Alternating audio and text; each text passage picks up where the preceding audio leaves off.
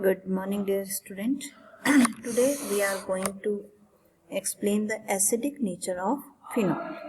Generally phenols are acidic in nature because phenol, benzene के साथ हमने OH लगा दिया, phenol can release H plus ion and they form phenoxide ion. So first type of question जो आपके exam में आता है वो है phenols are acidic in nature. तो acidic in nature क्यों? Because they can easily release H plus ion. अब इजीली रिलीज क्यों कर रहे हैं?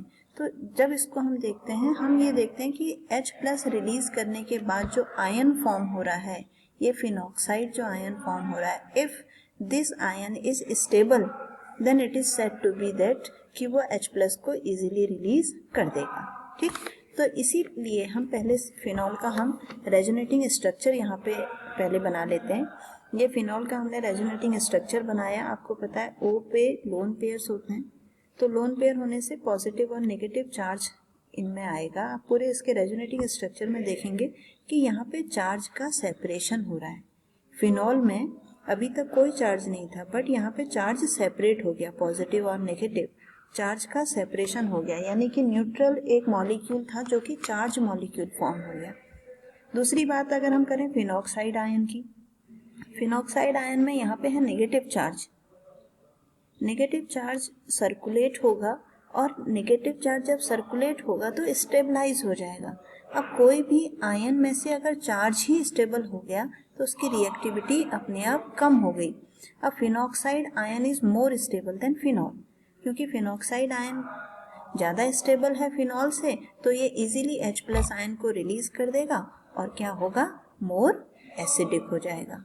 ठीक, यहीं पे इसमें जो क्वेश्चन आता है वो क्वेश्चन इस तरीके का, phenol are more acidic than alcohol, give reason. तो इसमें आप क्या करेंगे, पहले फिनॉल लिखा, H प्लस रिलीज किया, फिनॉक्साइड आयन बना दिया. ROH लिखा, H प्लस आयन रिलीज किया, एल्कोक्साइड आयन बना दिया. अब since phenoxide ion is more stable than alkoxide ion because it is resonance stable, therefore phenol can release H plus ion more easily.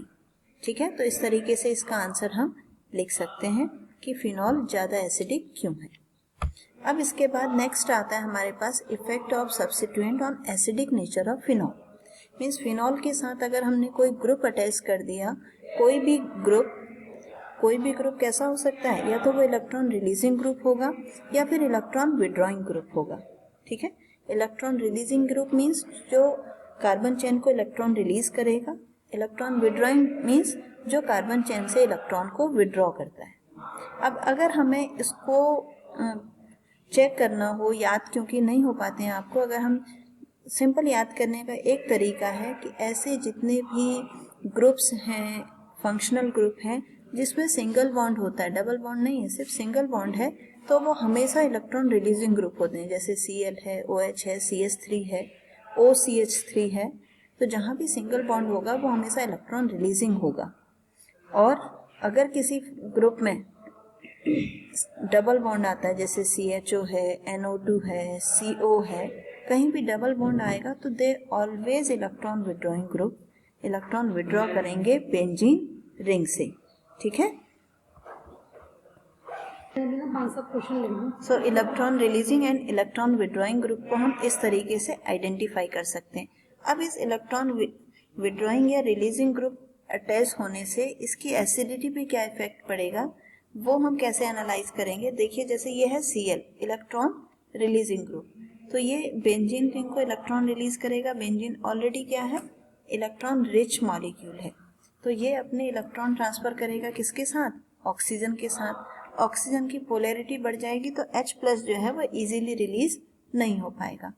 अगर हम ये देखते हैं इलेक्ट्रॉन विड्रॉइंग वाला केस, NO2 इलेक्ट्रॉन विड्रॉइंग है, इसने बेंजीन रिंग से electron withdraw किए, बेंजीन रिंग ने ऑक्सीजन से इलेक्ट्रॉन विड्रॉ किए, ऑक्सीजन की पोलैरिटी कम हो गई और H प्लस आसानी से रिलीज हो गया. इट मीन्स एसिडिक कैरेक्टर जो है वो इंक्रीज हो गया. अब इसमें जो क्वेश्चन है वो क्वेश्चन इस तरीके से आ सकते हैं आपको कि arrange the following in the increasing और decreasing order of acidic character.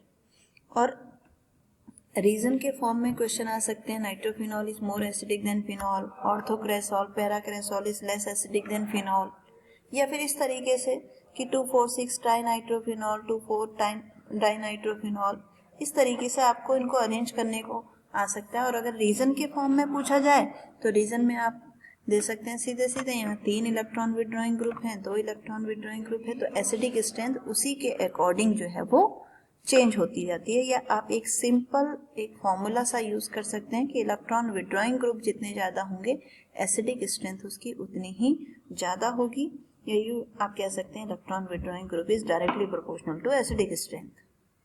ठीक है, तो इस तरीके से हम इनका सेम जैसे इलेक्ट्रॉन विड्रॉइंग ग्रुप का केस है उसी तरीके से इलेक्ट्रॉन रिलीजिंग ग्रुप का केस भी फिनॉल में बहुत बार क्वेश्चन पूछा जाता है, तो आप उसी तरीके से उसको अरेंज कर लेंगे। ठीक है, थैंक यू।